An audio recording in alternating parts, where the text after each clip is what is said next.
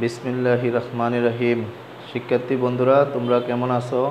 নিশ্চয়ই ভালো আছো। আমি ইনশাআল্লাহ ভালো আছি। তোমরা নিশ্চয়ই পড়ালেখা করতেছো। গত পর্বে আমি 16.2 নিয়ে নবম শ্রেণীর শিক্ষার্থীদের 16.2 নিয়ে প্রথম পর্ব শেষ করেছিলাম। সেটা ছিল 1 থেকে 5 পর্যন্ত অঙ্কগুলো আমরা ভালোভাবে শেষ করতে পেরেছিলাম। নিশ্চয়ই তোমরা এই 1 থেকে 5 পর্যন্ত অঙ্কগুলো ভালোভাবে বাসায় প্র্যাকটিস করছো। আজকে আমরা এই 16.2 এর দ্বিতীয় পর্বে অর্থাৎ 6 নম্বরের অঙ্ক থেকে আমরা আরম্ভ করব। তোমরা দ্রুত বইটা হাতে নিয়ে এবং খাতা কলম নিয়ে বসো আর আমার কথাগুলো মনোযোগ দিয়ে শোনো, অঙ্কগুলো বোঝার চেষ্টা করো। দেখো, 6 নম্বরের অঙ্কটা আমরা প্রশ্নটা একটু পড়ি, মনোযোগ দিয়ে পড়ো, তোমরাও পড়ো। একটি আয়তাকার আয়তক্ষেত্রের ক্ষেত্রফল 160 বর্গমিটার। ক্ষেত্রফল দেওয়া আছে 160। যদি এর দৈর্ঘ্য 6 মিটার কম তবে ক্ষেত্রটি বর্গাকার হয়ে যায়। আয়তাকার ক্ষেত্রের দৈর্ঘ্য প্রস্থ নির্ণয় করতে বলছে। তাহলে আমরা দৈর্ঘ্য প্রস্থ ধরে নেই।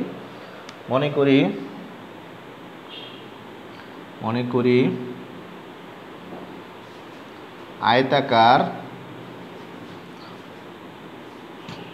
আয়তাকার ক্ষেত্রটির দৈর্ঘ্য x মিটার ধরে নিলাম। আয়তাকার ক্ষেত্রটির দৈর্ঘ্য x মিটার। আয়তাকার ক্ষেত্রটির প্রস্থ y মিটার। আমরা আয়তাকার ক্ষেত্রের দৈর্ঘ্য প্রস্থ জানা থাকলে ক্ষেত্রফল আমরা নির্ণয় করতে পারি। সূত্র জানি আমরা সবাই। আমরা জানি আয়তাকার ক্ষেত্রের দৈর্ঘ্য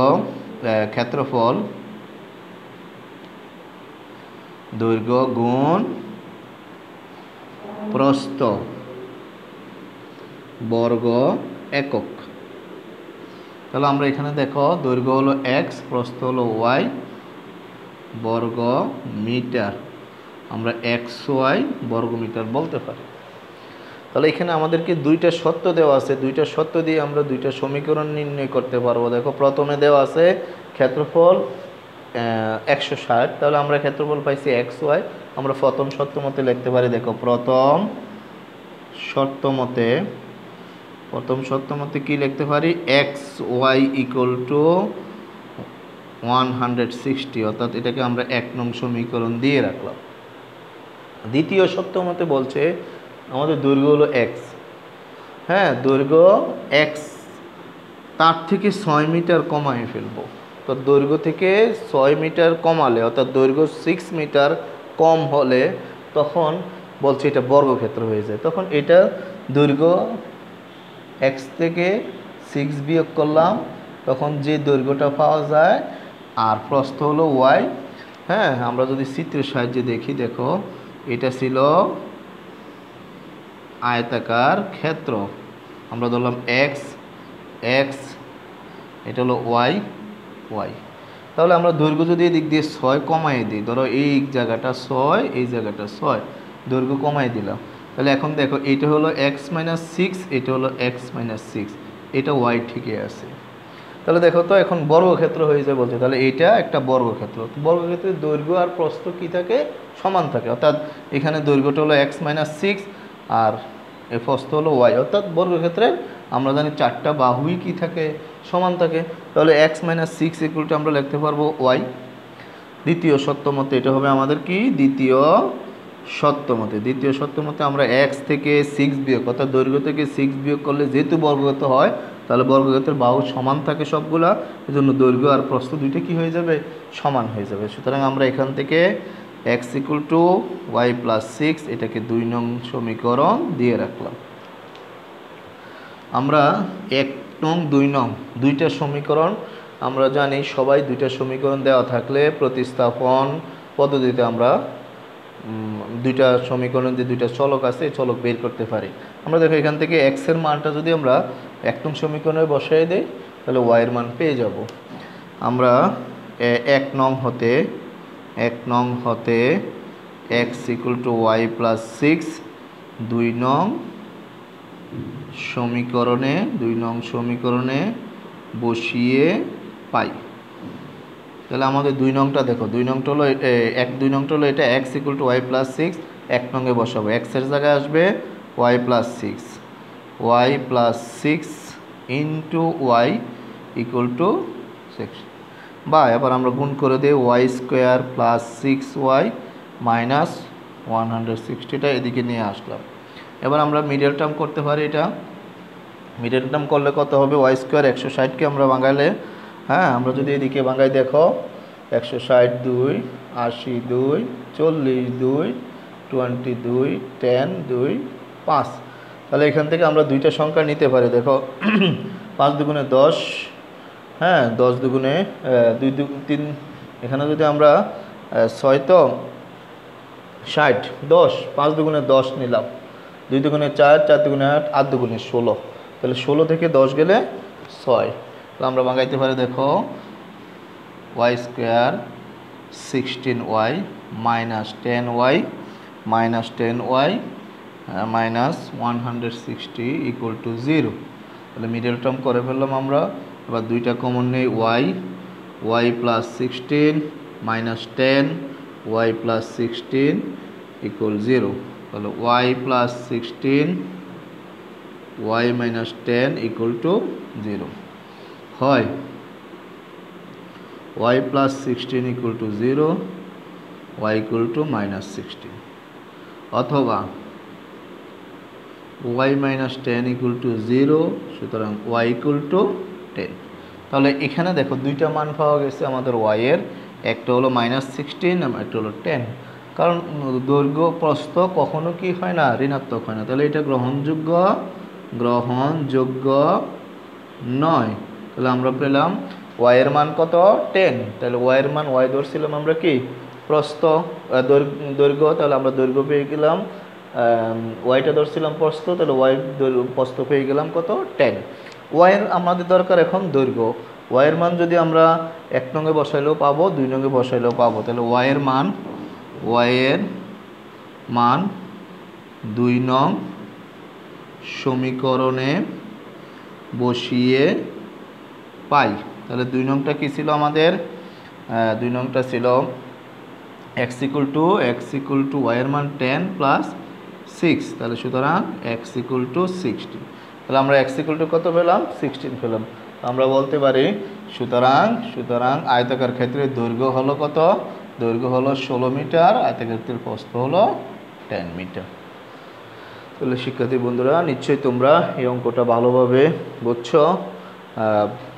এই নিয়মের যত অঙ্ক আছে, অর্থাৎ তোমরা এই অঙ্কগুলো ভালোভাবে করতে পারবা। কারণ পরীক্ষায় সৃজনশীল করার সময় সংখ্যা পরিবর্তন করে আসতে পারে। তো তোমরা পদ্ধতিগুলো যদি জানা থাকে, তাহলে সংখ্যা পরিবর্তন করে দিলেও কোনো কি নেই, সমস্যা নেই। এখন আমরা করব, দেখো 7 নম্বরের অঙ্কটা দেখো। 7 নম্বরের প্রশ্নটা দেখো, একটি সামন্তরিকের ভূমি উচ্চতার 3/4 অংশ, ক্ষেত্রফল 363 বর্গমিটার। ক্ষেত্রটির ভূমি এবং উচ্চতা, এটা একদম সহজ অঙ্ক, তোমরা করতে পারবা। তারপরেও আমি করে দিতেছি, এটা করলে পরেরটা আমি করব না, এটা তোমরা করতে পারবা। একটি সামন্তরিকের ভূমি উচ্চতার এত অংশ, তাহলে আমরা যদি উচ্চতা জানি তাহলে ভূমিটা পাবো। উচ্চতার এত অংশ বলছে, উচ্চতাটা ধরে নিই। মনে করি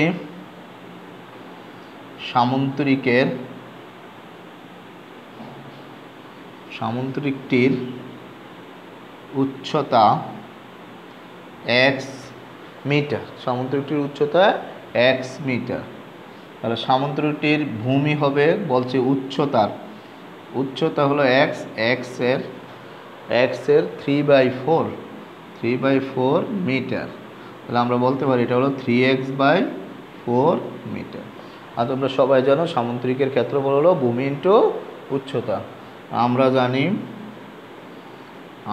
জানি সামন্তরিকের ক্ষেত্রফল কত, ভূমি ইন্টু উচ্চতা বর্গ একক। তাহলে ভূমি কত এখানে 3x/4 ইন্টু উচ্চতা হলো x বর্গ একক। তাহলে এখানে দেখো এটা গুণ করলে কত হবে 3x²/4। তাহলে আমরা কি পেলাম? সামান্তরিকের ক্ষেত্রফল পেলাম 3x²/4।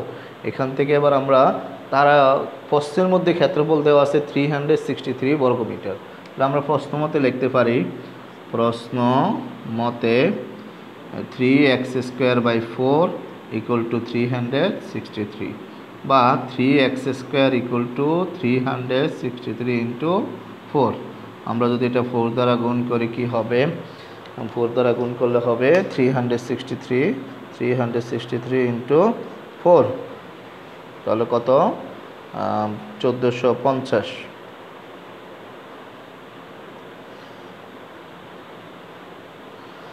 363 × 4 1452। 1400 কত?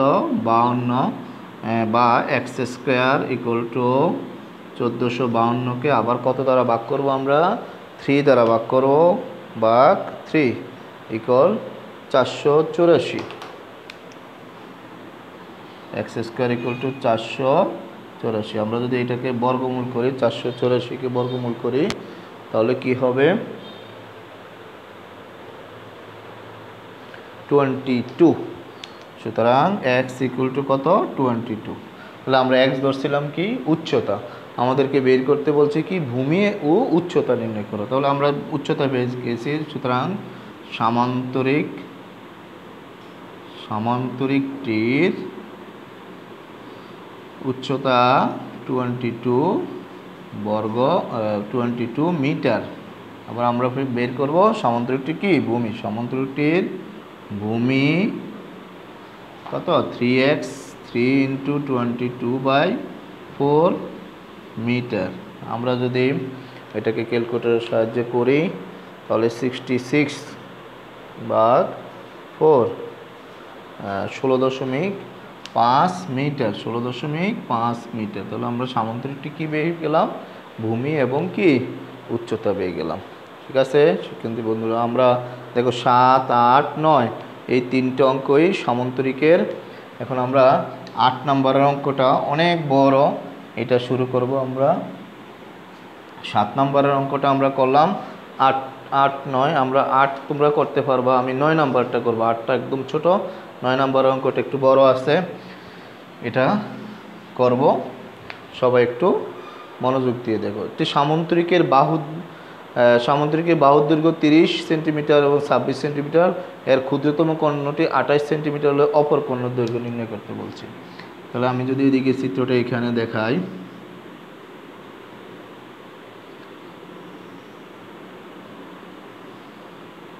হ্যাঁ, ABCD এটা একটা সামান্তরিক। এই সামান্তরিকের দুইটি কর্ণ, একটা হলো AC আর একটা হলো কি? BD।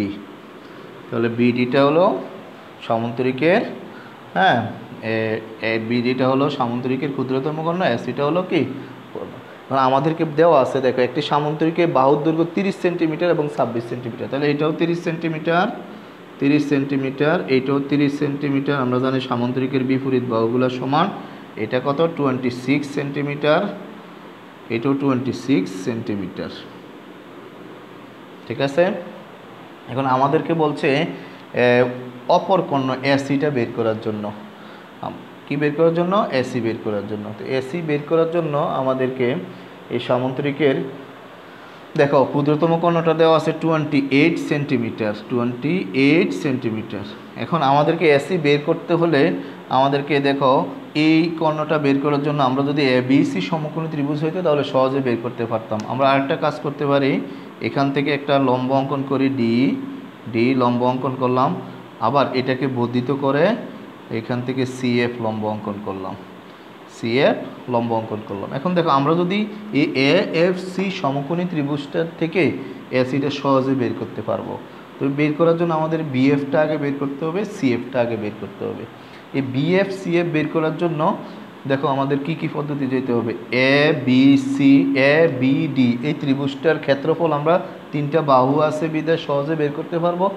আবার ABD এই ত্রিভুজটার ক্ষেত্রফল ভূমি ইন্টু কি লেখা যায়, উচ্চতা লেখা যায়। তাহলে ভূমি ইন্টু উচ্চতা লিখে এই ডিটা ওই ক্ষেত্রফল সমান লিখে আমরা ডিটা বের করব। ডি আর সিএফ সমান, তখন আবার সিএফ বি এই সমীকরণ ত্রিভুজ থেকে, সমকোণী ত্রিভুজ থেকে, কারণ এটা সমকোণী ত্রিভুজ থেকে আমরা এই বাহুটা জানি, এই বাহুটা জানি, অটোমেটিকলি বিএফটা বের করতে পারবো। এ বি এর সাথে বিএফ যোগ করলে এফ চলে আসবে। তখন আমরা এ এফ সি সমকোণী ত্রিভুজ ব্যবহার করে পিথাগোরাসের উপপাদ্যের সাহায্যে অতিভুজটা বের করতে পারবো। যাই হোক, আমি টোটালি একটা ধারণা দিলাম। আমরা এখন মূল জিনিসে চলে আসি। অঙ্কটা যখন করব তখন আরও ক্লিয়ার হয়ে যাব। তাহলে মনে করি অঙ্কটা হলো 9 নাম্বার করতেছি আমরা। মনে করি এ বি সি ডি সামান্তরিকের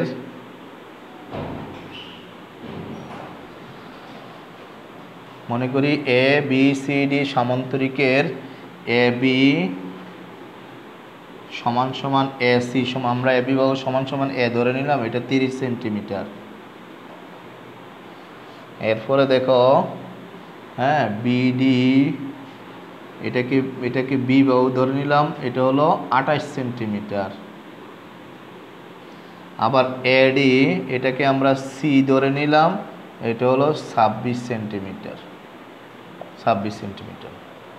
আমরা এই বাহুগুলো কেন ধরছি, এই এ বি ডি ত্রিভুজের ক্ষেত্রফল বের করার জন্য। তিনটা বাহু জানা থাকলে আমরা root over of S into S minus A, S minus B, S minus C এই সূত্রের সাহায্যে ক্ষেত্রফল বের করতে পারবো।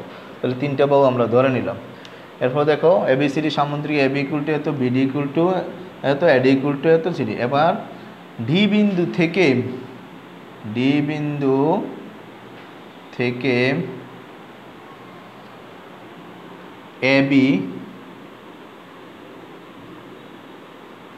এবি এর উপর ডি এবং সি বিন্দু থেকে এবি এর বর্ধিতাংশের উপর সিএফ লম্ব আঁকি। আমরা এই ডিটা লম্ব আঁকলাম আর সিএফটা কি লম্ব আঁকলাম। এখন আমাদের প্রথম কাজ হলো এই ডিটা বের করা। কি বের করা? ডিটা বের করা। ডিটা বের করার জন্য প্রথমে আমরা এবিটি ত্রিভুজের ক্ষেত্রফল নির্ণয় করব। এখন দেখো, ক্ষেত্রফল নির্ণয় করার জন্য এবিডি ত্রিভুজের অর্ধ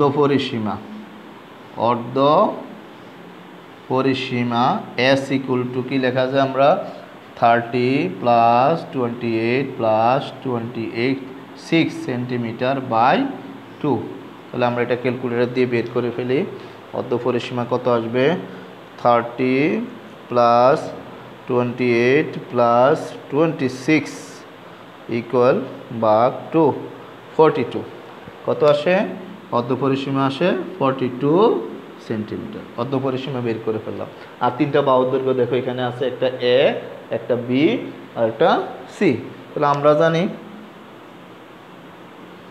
আমরা জানি এ বি ডি ত্রিভুজের ক্ষেত্রফল কি হবে? Root over of S into S minus A, S minus B, S minus C, S minus B, S minus C বর্গ একক। এখন দেখো আমাদের এস এর মান আছে, এ এর মান আছে, বি এর মান আছে, সি এর মান আছে। এস এর মান 22 মাইনাস এর মান হলো 30, হ্যাঁ, এস এর মান হলো 42, সরি, এস এর মান 42 মাইনাস 30, 42 মাইনাস 28, 42 মাইনাস 26 বর্গ সেন্টিমিটার।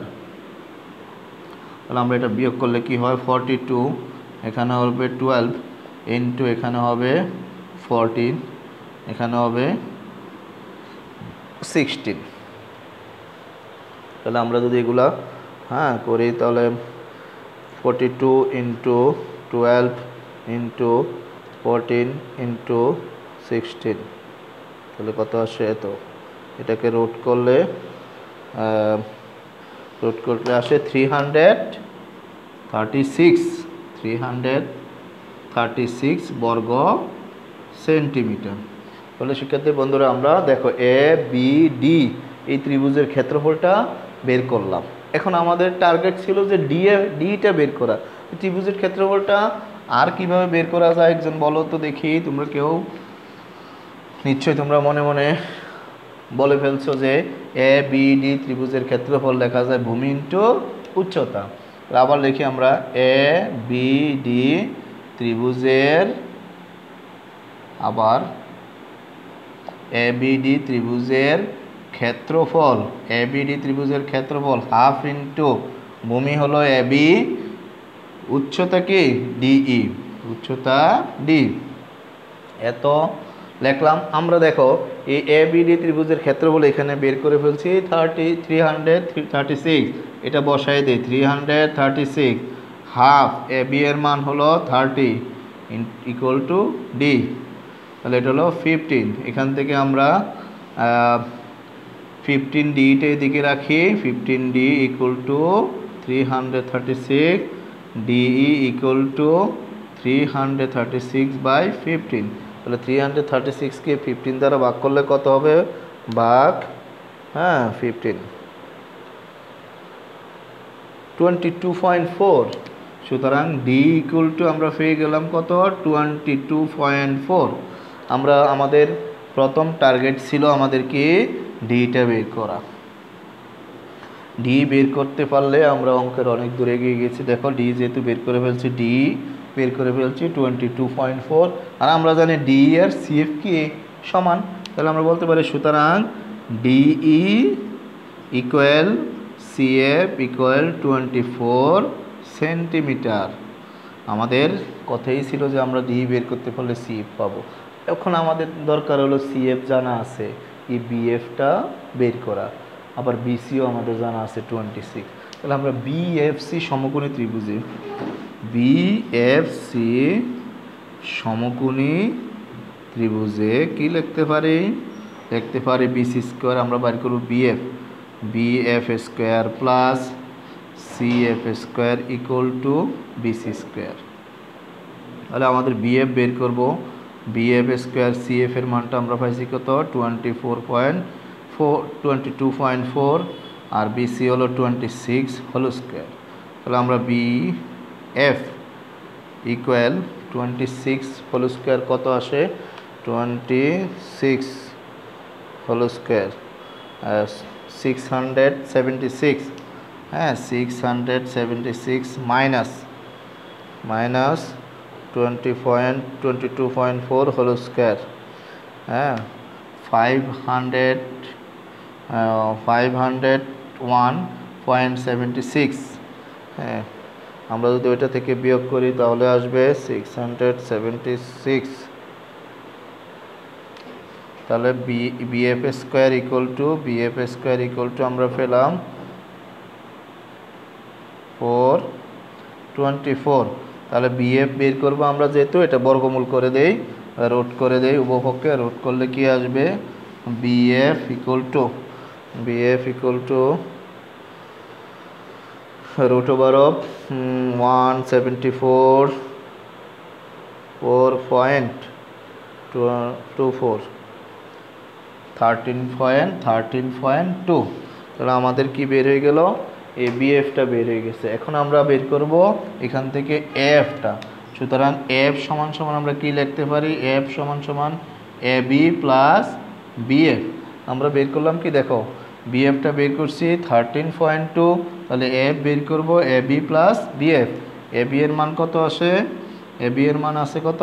30 প্লাস 13.2।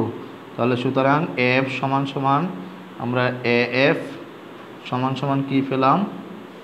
43.2 পেয়ে গেছি। এরপরে দেখো আমরা এ এফ সি এই সমকোণী ত্রিভুজ, এ এফ সি সমকোণী ত্রিভুজে আমরা কি লিখতে পারি? দেখো S square equal two F square plus CF square. তাহলে আমরা এস স্কোয়ার বের করব, এফটা আমরা এখানে বের করছি 43.2 হোল স্কোয়ার। আবার সিএফ আমরা এখানে পেয়েছিলাম, সিএফ কত পেয়েছি 22.4 হোল স্কোয়ার। তাহলে আমরা এখান থেকে বা S square equal two calculator দিয়ে করে ফেলে দেখো, দ্রুত করে ফেলবো, 443.2 হোল স্কোয়ার, তার আসে 186.624 plus 22.4 whole square 76 plus 66.24 equal হলো বা এস স্কোয়ার ইকুয়াল টু 68। আমরা যদি এটাকে বর্গমূল করে দিই, বর্গমূল করে দিলে রুট করে দিলে কি হয়, সুতরাং এস ইকুয়াল টু আমরা পেলাম 48.66। আমাদের দেখো, আমাদেরকে বের করতে বলছি কি অপর কর্ণটির দৈর্ঘ্য। তাহলে আমাদের দেখো অপর কর্ণটি ছিল কি এসি বের হয়ে গেছে কত 48.66। তাহলে আমাদের দেখো সামান্তরিকের অপর কর্ণটি বের করতে বলা হয়েছে। তো এই অঙ্কটা অনেক বড় ছিল, তোমরা নিশ্চয়ই ভালোভাবে বুঝতে পারছো। এই অঙ্কটা যদি বুঝতে পারো, কারণ এটা দিয়ে 10 নম্বরে সৃজনশীল করা যায়। তাহলে আমরা এটার মধ্যে পর্ব 2 শেষ করলাম। পর্ব 2 শেষ করার পর আমাদের 9 নম্বর অঙ্ক পর্যন্ত আমরা শেষ করতে পারলাম। তোমরা জানো এই 16.2 অধ্যায়টা অনেক বড় বিধায় আমি পর্ব আকারে তোমাদেরকে দিতেছি। তোমরা ভালোভাবে বাসায় একটা পর্ব শেষ করে আরেকটা পর্ব ভালোভাবে প্র্যাকটিস করো। সুন্দর করে প্র্যাকটিস করলে নিশ্চয়ই এই চ্যাপ্টারটা ভালোভাবে বুঝতে পারবে এবং বহু নির্বাচনী আনসার করতে পারবে। আমাদের বহু নির্বাচনী সহজ হয়ে যাবে যদি সূত্রগুলো তোমাদের মনে থাকে। তো শিক্ষার্থী বন্ধুরা, তোমরা ভালোভাবে প্র্যাকটিস করো, ভালো থাকো, সুস্থ থাকো, স্বাস্থ্যবিধি মেনে চলো। আল্লাহ হাফেজ।